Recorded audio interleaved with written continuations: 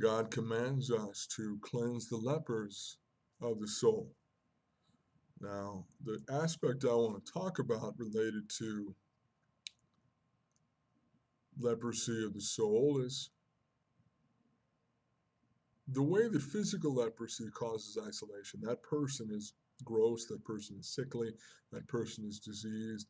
I am justified for my own protection of both my health and my reputation in keeping a distance from that person.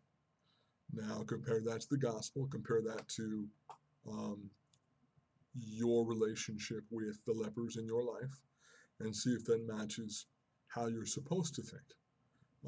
We can often justify that kind of anti-leper thinking in the idea these people choose to be that way, and it's their fault, and therefore it's not me judging them; it's them isolating themselves. Now, this is not true. Um, I want you to think of people who may not look like lepers, and you will see people, by the way, that look a lot like lepers. People who have lesions in their body, people who have Tourette's, people that have many things that seem really scary and really off-putting. And there will be lepers who don't have all those traits, and yet they are experiencing the isolation of people avoiding them. Now, it could be due to their sin, and it could be something other than this is happening. But God is about the cleansing of lepers, among other things in this verse. And so I want you to perceive within your life that there are lepers in your community. There may be lepers in your family, lepers in society, and lepers in your church, who we feel we've been very nice to let them in, but their behavior or how we perceive about how they present themselves, clearly they deserve to be ostracized, kind of around and not really embraced.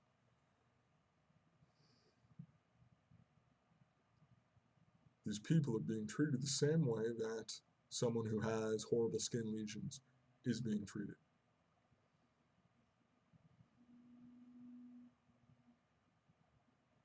Have you noticed when you were in high school, the world was defined by cliques and people that couldn't get into cliques?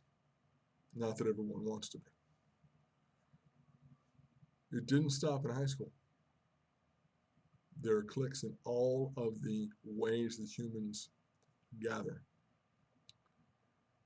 I've not, careful, careful, careful.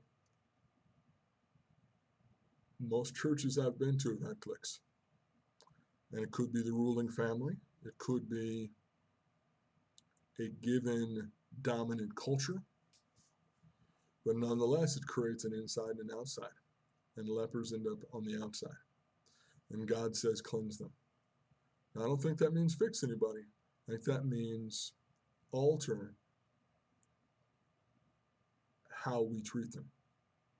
It means bring the leper in among you.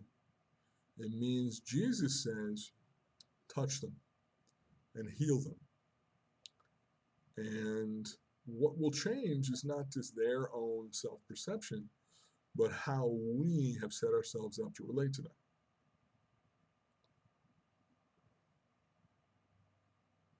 I exhort you to identify the lepers in your community and to some extent in your church, and pray about how you can cleanse them.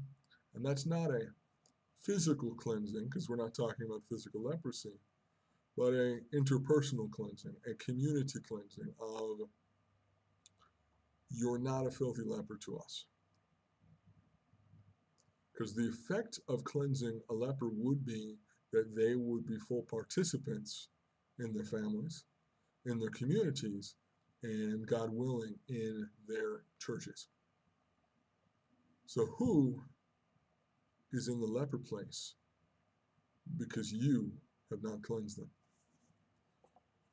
Please like and subscribe.